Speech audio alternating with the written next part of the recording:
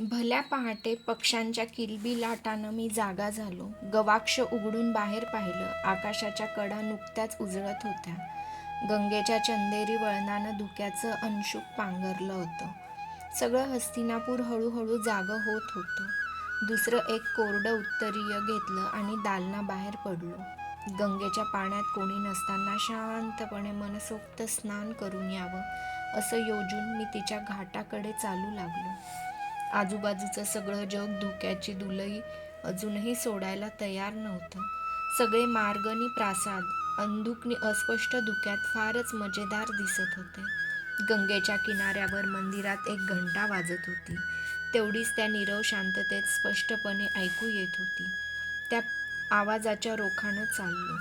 मला आईनं केलेली सूचना आठवली. गंगेच्या पाण्यात जाऊ नकोस. मी स्वतःशीच हसलो. किती भित्री आहे. ती काय मला लहान मूल समजते? मला कसली त्या पाण्याची भीती? विचारांच्या तंद्रीत घाटावर आलो. बरोबर आणलेलं उत्तरीय एका पायदंडीवर ठेवलं. अंगावरच्या अधरियाचा काचा मारलेला मी समोर पाहिलं. 10-12 हातांवरच पात्र तेवढं स्पष्ट दिसत होतं. बाकीचं सर्व पात्र पांढरट भुरक्या धुक्यात झाकलं होतं. त्या पात्राला आदरानं नमस्कार केला. मी पाण्यात सुरकांडी मारली. पाण्याचा स्पर्श उबदार होता. जवळजवळ घटकाभर मी त्या पाण्यात मनसोक्त डुंबत होतो. घटकाभरानं धुकं निवळलं. मी पाण्यातून घाटाच्या दिशेनं पाणी कापत आलो. अंगावरचं उत्तरीय बदललं. ओलं वस्त्र पाण्यात बुचकळून ते पिळून पायदंडीवर ठेवलं. समोर पाहिलं. सूर्यदेव दूरवर आकाशात हळूहळू वर येत होते. त्यांची कोवळी किरणं गंगेच्या पाण्याला गुदगुल्या करून जागं करीत होती. ओंजळभर पाणी घेऊन त्यांचं अर्ध्य भक्तिभावानं मी सूर्यदेवांना दिलं. किती रमणीय रूप दिसत होतं त्यांचं. मला दिसणारी त्यांच्या रोजच्या तेजाची वलय, एका दिवसाची दर्शन शोभा दुसऱ्या दिवशी तशीच नसे. तिच्यात दुसऱ्या दिवशी आगळीच खुमारी चढे. ती पाहिली की मला नेहमीच हुरूप येई.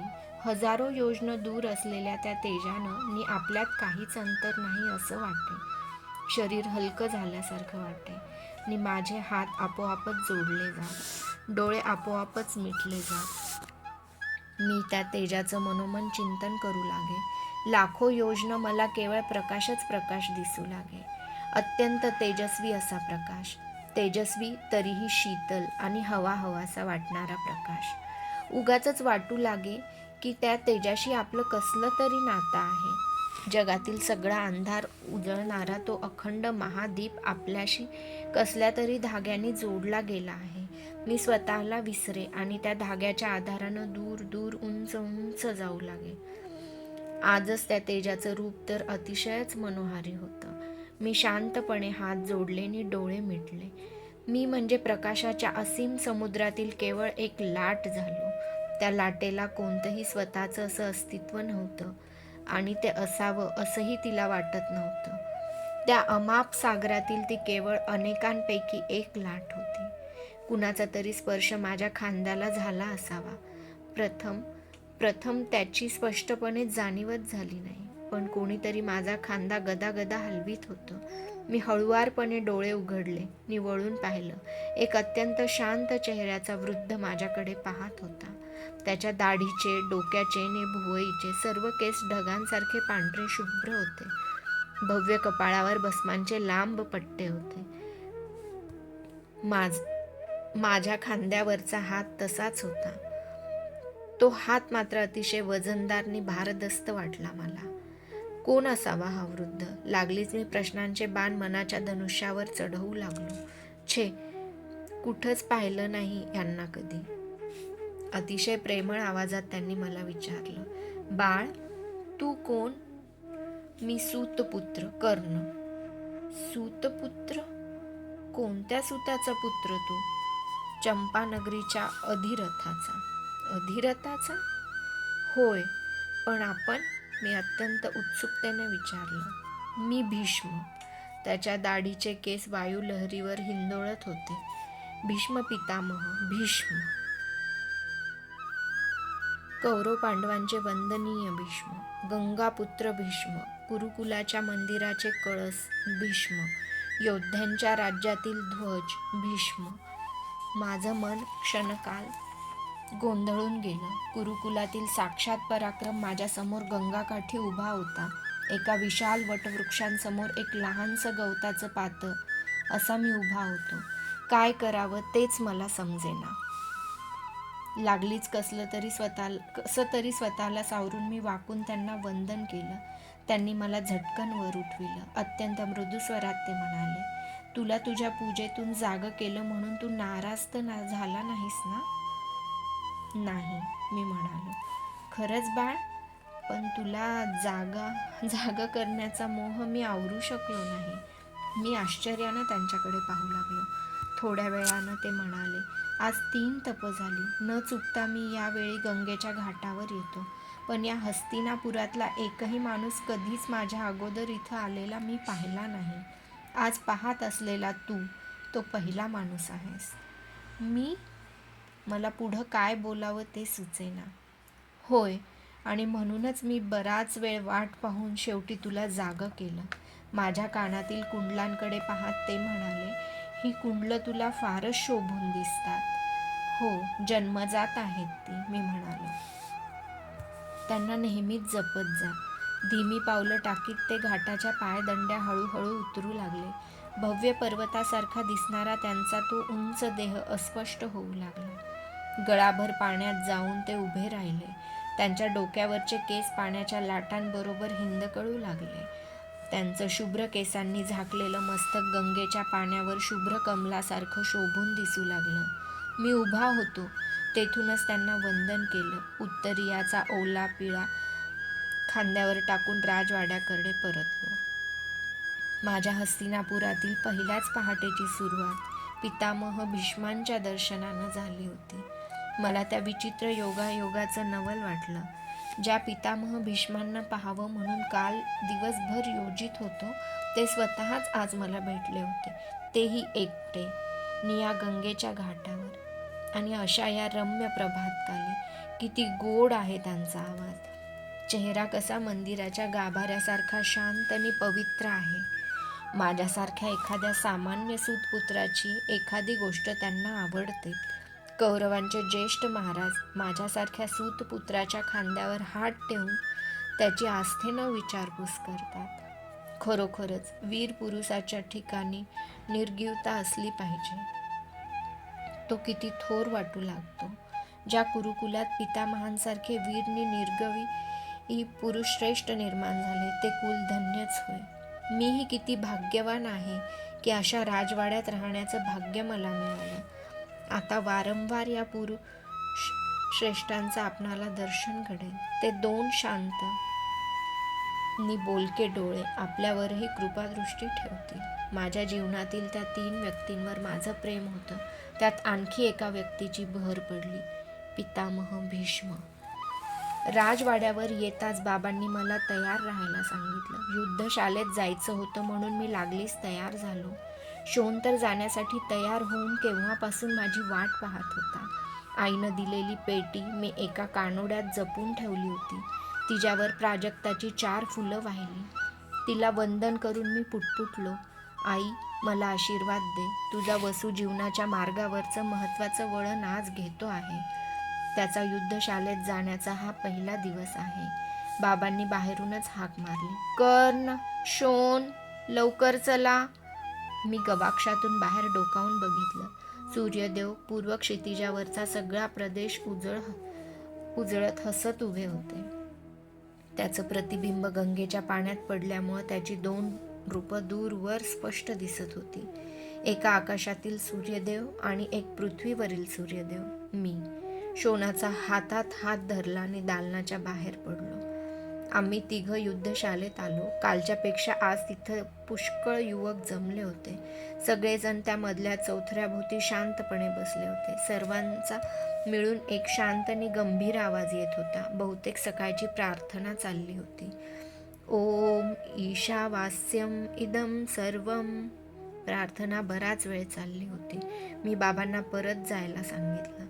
नीट वाग असं सांगून ते परत गेले. मी त्या भव्य आखाड्यावर दृष्टी फिरवली. ते संपूर्ण पटांगण शांत होतं, पण आता क्षणातच ते वळीव पावसापूर्वी गरजणाऱ्या आकाशासारखं अंगात आल्याप्रमाणे कुदळणारं होतं. निरनिराळ्या शस्त्रांचे आवाज एकमेकात मिसळून त्यांचा एक वेगळाच आवाज होणार होता. सगळ्या युवकांच्या प्रोत्साहनाच्या आरोळ्यांनी तर त्यात आणखी भर पडणार होती. प्रार्थना संपली. मध्ये बसलेले गुरुदेव द्रोण शांतपणे उठून उभे राहिले. त्यांनी आपले दोन्ही हात उंचावून आपल्या सर्व शिष्यांना आशीर्वाद दिला. मी शोनाला घेऊन पुढे झालो. मी आणि त्यानं गुरुदेवांना वंदन केलं. माझी अपेक्षा होती की आपला हात उंचावून ते आम्हालाही आशीर्वाद देतील, पण तेवढ्यात त्यांच्या पुढे आलेल्या अर्जुनाच्या खांद्यावर हात टाकून त्यांच्याशी काहीतरी बोलत ते तेथून निघून गेले. आमच्याकडे साधं बघण्या इतकाही गुरुदेवांना वेळ मिळाला नाही. तो माझा या युद्धशालेतील पहिलाच दिवस होता. गुरुच्या आशीर्वादाशिवाय विद्या सफल होत नाही असं मला कुणीतरी सांगितलं होतं. त्याप्रमाणे कौरवांच्या त्या महान गुरूंचा आशीर्वाद घ्यावा म्हणून मी त्यांना वंदन केलं.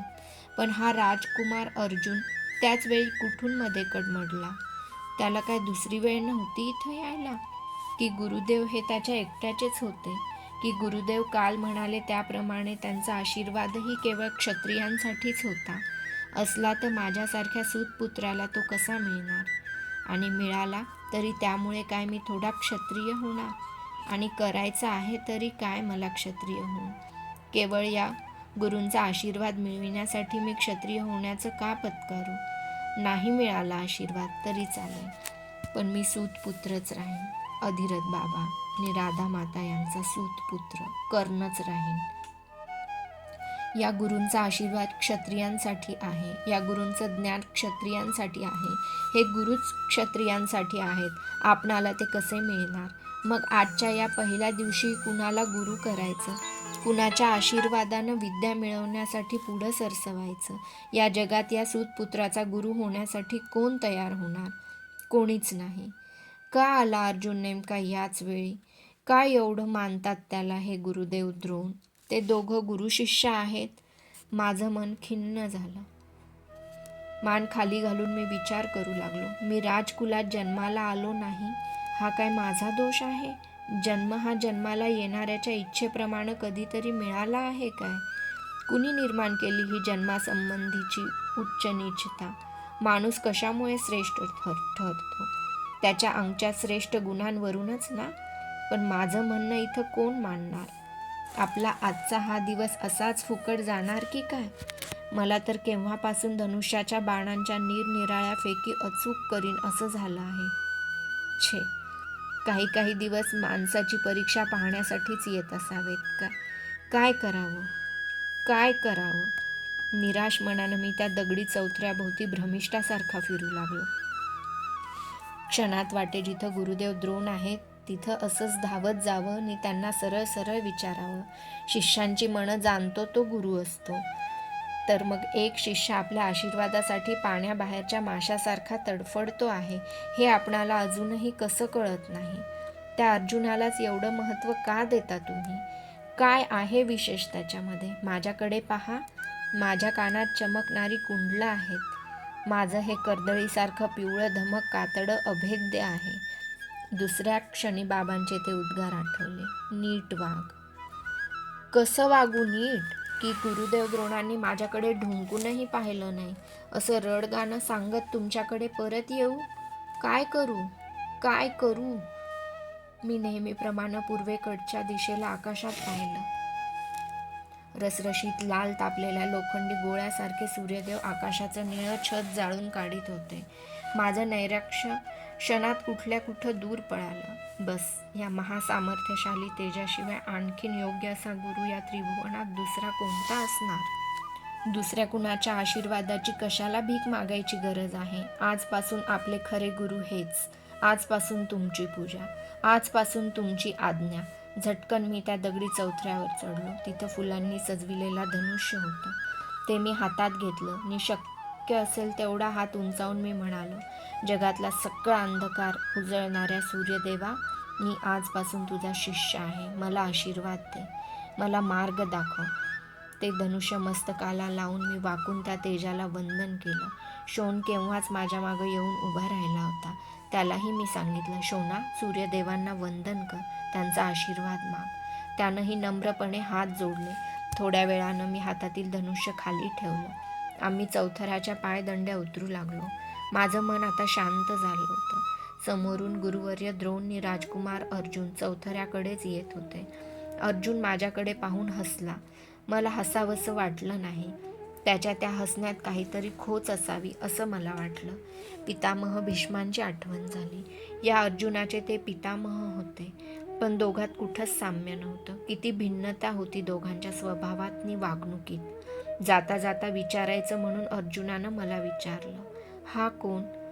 माझा धाकटा भाऊ, मी अभिमानानं म्हणालो. हाही येणार आहे काय या शाळेत? गुरुवर्य द्रोणांनी विचारलं. होय, मी उत्तर दिलं. जा, पलीकडे कृप आहेत, त्याच्या पथकात दाखल व्हा. मी काहीच बोललो नाही. त्यांना वंदन करावं असंही मला वाटलं नाही. जाता जाता मी अर्जुनाकडे वळून पाहिलं. तो माझ्या कानातील कुंडलांकडे मात्र आश्चर्याने एकटक पाहत होता. कृपाचार्यांच्या पथकात आलो. कृपाचार्य द्रोणांचे मेहुणे होते. त्यांच्या हाताखाली अनेक युवक धनुर्विद्येचं शिक्षण घेत होते. मला क्षणभर वाटलं, हे ढीगभर राजपुत्र कशाला जिथं तिथं मिरवतात. एकात तरी आहे त्या दुर्योधनाची ऐट. एकाची तरी चाल त्याच्यासारखी ऐटदार आहे काय? एकाची तरी दृष्टी त्याच्यासारखी भेदक आहे काय? इतक्यात युवराज दुर्योधन समोरून येताना मला दिसला. त्याच्याजवळ जावं म्हणजे तो निश्चितच आपली विचारपूस करील, या कल्पनेनं मी त्याच्या दिशेने चालू लागलो. त्याच्याजवळ गेलोही, पण तो युवराज दुर्योधन नव्हता. त्याच्यात नि दुर्योधनात किती विलक्षण साम्य होतं. राजहंसाची 2 पिल्लं जशी एकापासून दुसरं अशी ओळखता येत नाहीत, तसेच ते दोघे होते. कोण असावा हा? मी विचार करू लागलो. त्याच्या अंगावरच्या वस्त्रांमुळे तर तो राजकुमार असणार हे नक्कीच होतं. पण हा कुणापैकी राजकुमार होता? कौरवांपैकी की पांडवांपैकी? दुर्योधनातनी याच्यात साम्य आहे, त्या अर्थी हा कौरवांपैकीच असणार. पण हा कौरवांपैकी कोण? इतक्यात कृपाचार्यांनी त्याला हाक मारली. दुःशासन! तोही लगबगीनं त्यांच्याकडे निघून गेला. म्हणजे तो दुःशासन होता.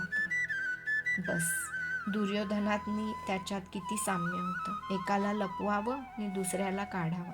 युवराज दुर्योधन आणि राजपुत्र दुःशासन, दोघांच्याही चालीत एकच ऐट, दोघांच्याही दृष्टीत एकच भेदकता. दुःशासन